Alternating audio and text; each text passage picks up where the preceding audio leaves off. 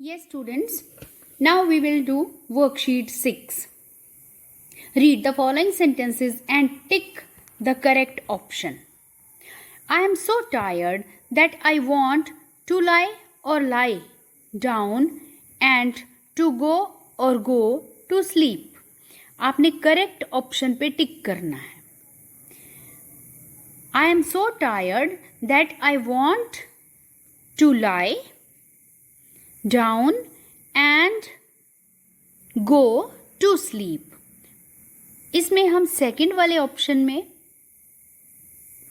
क्या लगाएंगे कि इतना थक गया हूं कि क्या करना चाहता हूं. To lie down and go to sleep. Okay, लेट जाना चाहता हूं और सोना चाहता हूं. ओके, तो इसमें इसी तरह की एक्सरसाइजेज आपके पास आएंगी. सबसे पहले आप लास्ट में रिमेंबर पार्ट देखिए इसका. When two infinitive structures are joined by linkers, अगर दो infinitive structures को मीन्स टू और फर्स्ट फॉर्म वाले दो पार्ट जैसे टू सी और ये टू विजिट वाला है एंड के साथ और टू सी, तो जहाँ पे एंड कोई ना कोई लिंकर लगा है, यहाँ पे एंड लगा है, यहाँ पे देन लगा है, इससे पिछले वाले में एंड लगा है, उससे पिछले वाले में एज वेल एज लगा है. जहाँ लिंकर्स लगे होते हैं, कौन से linkers? Such as and or but then except as well as. अगर इस तरह के लिंकर्स से दो आपके इन्फिनेटिव स्ट्रक्चर्स को जोड़ा हुआ है, the second one is mostly without to. तो इसमें सेकेंड वन वाला, सेकेंड जो लास्ट वाला है, उसमें मोस्टली विदाउट टू लगेगा. टू लगाने की जरूरत नहीं होती, सिर्फ फर्स्ट फॉर्म आपकी यूज होती है. So you will do this exercise worksheet 6. करो आप इसको अभी. Now let us see next one. अभी आप इसको अपने आप करोगे वर्कशीट को. Come to worksheet 7. The ING form. Read the sentences given below. नीचे जो सेंटेंसेस गिवन है इनको आपने रीड करना है. The crying baby hugged his mother. यहाँ पे क्राइंग बेबी है. बेबी आपका नाउन है. अब ये नाउन कौन सा है? बेबी. कैसा है baby? Crying. Cry plus ING form वाला है. आपका टॉपिक है द ING फॉर्म.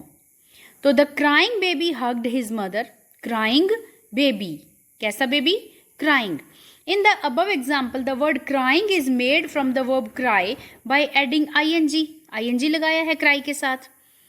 ठीक है, क्राई में Y कट जाता है और ING लगा है. इट इज दस लाइक अ वर्ब. तो ये एक वर्ब की तरह से है. However, it is also describing the baby. लेकिन ये ING फॉर्म वर्ब की फर्स्ट फॉर्म के साथ ING है, लेकिन फिर भी ये बेबी के बारे में कुछ डिस्क्राइब कर रहा है कि बेबी कैसा है. Okay, which is a noun. और बेबी एक नाउन है, तो नाउन को जो डिस्क्राइब कर रहा है, नाउन की क्वालिटी बता रहा है. So crying is also acting as an adjective. जो भी वर्ड किसी नाउन के बारे में कुछ बताए तो वो एडजेक्टिव होता है. तो यहां पर बेबी के बारे में बता रहे. बेबी कैसा है? क्राइंग, रोता हुआ बच्चा. जो बच्चा रो रहा है, रोता हुआ बच्चा, रोते हुए बच्चे ने अपनी मदर को गले से लगा लिया. तो ये जो इस तरह की फॉर्म आएगी ING फॉर्म, और वो किसी नाउन के बारे में कुछ बता रहा है, एडजेक्टिव का काम कर रहा है, तो वहां पे ये आपका एडजेक्टिव फॉर्म आएगा. और इसको क्या कहेंगे एडजेक्टिव को? A word which is like a verb. होता तो वर्ब जैसा है but acts like an adjective. लेकिन काम एक एडजेक्टिव जैसा करता है. It is called a participle. इसको हम पार्टिसिपल कहते हैं. तो पार्टिसिपल क्या है? जो किसी नाउन की क्वालिटी बता रहा हो, किसी नाउन के बारे में डिस्क्राइब कर रहा हो. पार्टिसिपल क्या है? जो एडजेक्टिव का काम कर रहा हो. ये चीज याद रखनी है आपने. पार्टिसिपल मीन्स जो एडजेक्टिव की तरह से यूज हो रहा हो. फाइन. फॉर एग्जाम्पल, आगे भी एग्जाम्पल्स देखिए. We saw a cow running in our direction.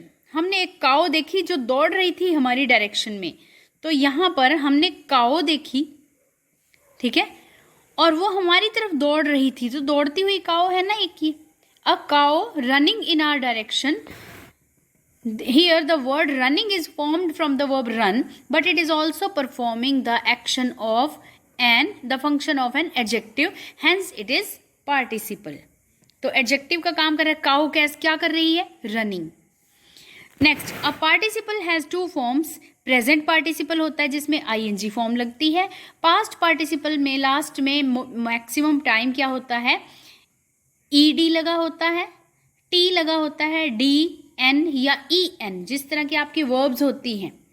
ED के थर्ड फॉर्म होती है, नहीं थर्ड फॉर्म ईडी पे खत्म होती है या कई बार टी पे खत्म होती है। ईडी पे तो आपको पता है, ठीक है। तो टी पे कौन सी, जैसे स्लीप, स्लेप्ट, स्लेप्ट। डी पे खत्म होती है, ओके। कोई भी वर्ब आपकी लास्ट में डी पे खत्म हो सकती है। फ्ली, फ्लेड, फ्लेड, भाग गया। नेक्स्ट, एन पे खत्म होती है, जैसे ब्रेक, ब्रोक, ब्रोकन, जैसे ओके। और ये ई एन, एन या ई एन पे खत्म होती है। For example, the broken cup, broken टूटा हुआ। कप की क्वालिटी है कि ये ब्रेक की फॉर्म है, थर्ड फॉर्म। ब्रोकन कप, टूटा हुआ cup, was thrown away. In the above sentence the word broken is a past participle. Past participle means verb third form. तो ब्रोकन थर्ड फॉर्म है as it is derived from the verb break, but it acts like an adjective for the noun cup. ये cup के बारे में quality बता रहा है कोई, कप कैसा है, ब्रोकन है, टूटा हुआ है।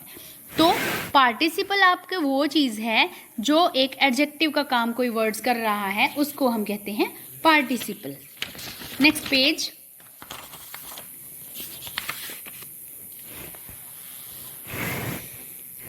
Here are a few examples of participles.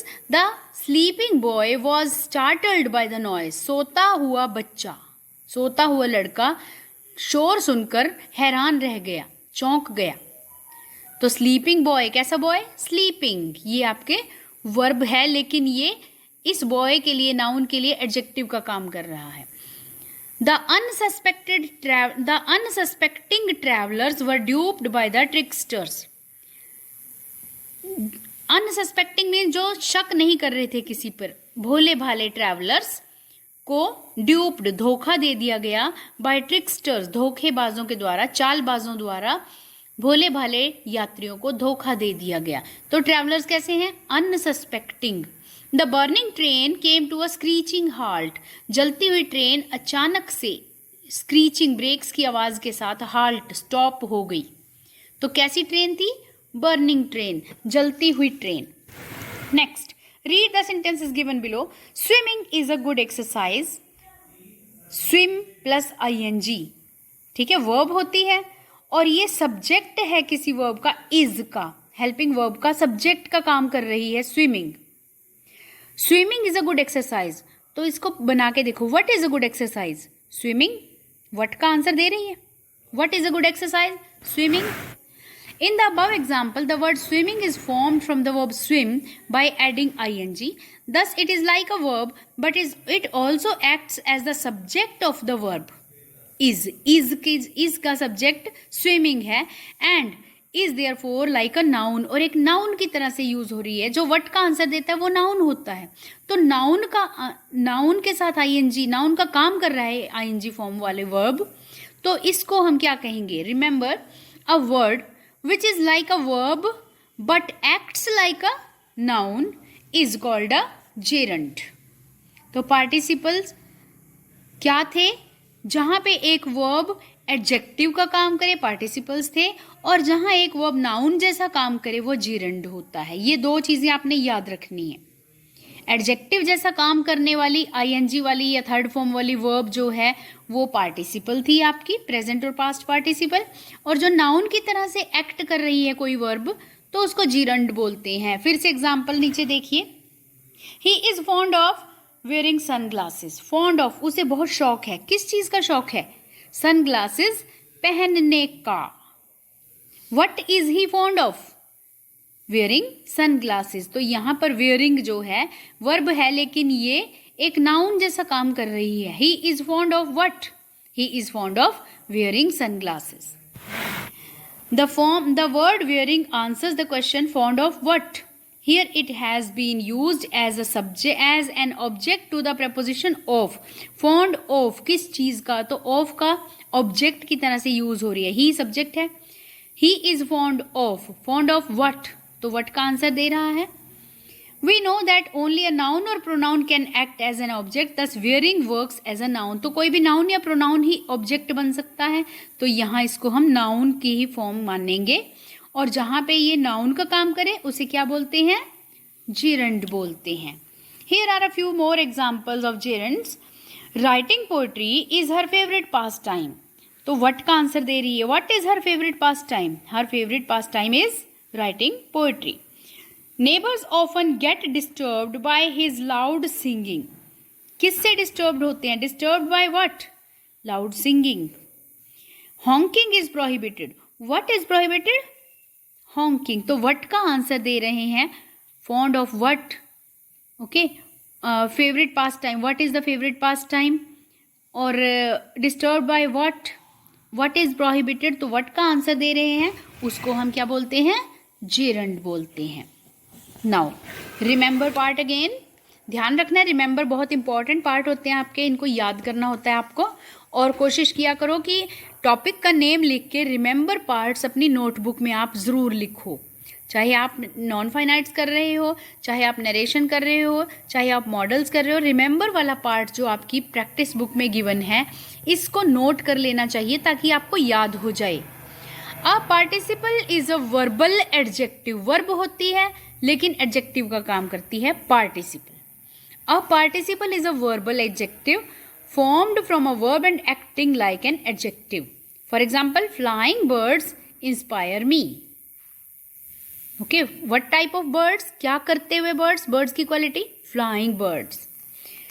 A gerund is a verbal noun. होता verb जैसा है लेकिन noun का काम करता है. Formed from a verb and acting like a noun. Man always dreamt of flying in the sky. मनुष्य ने हमेशा क्या सपना लिया था, flying in the sky. Man always dreamed of what, flying in the sky, तो व्हाट का answer दे रहा है, ये आपका होता है gerund.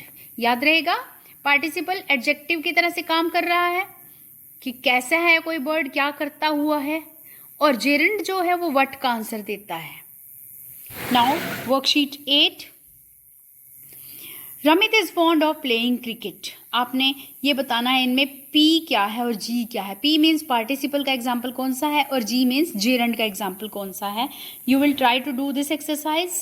Ramit of fond of playing cricket, Ramit is fond of what, what का आंसर दे रहा है, तो ये क्या है जो वट का आंसर देता है, यस बताइए, वट का आंसर देने वाला। Man always dreamed of what, what का आंसर देने वाला क्या है, जेरंड है, तो आप यहाँ पे लिखोगे G, gerund. Okay, can you stop complaining, can you stop what, what का आंसर दे रहा है again gerund. So you will try to do this exercise also. Start doing these exercises now. एक आपने वर्कशीट 8 करनी है और एक जो अभी मैंने आपको बताई थी वर्कशीट 6 करनी है, ये दोनों अभी आप कीजिए।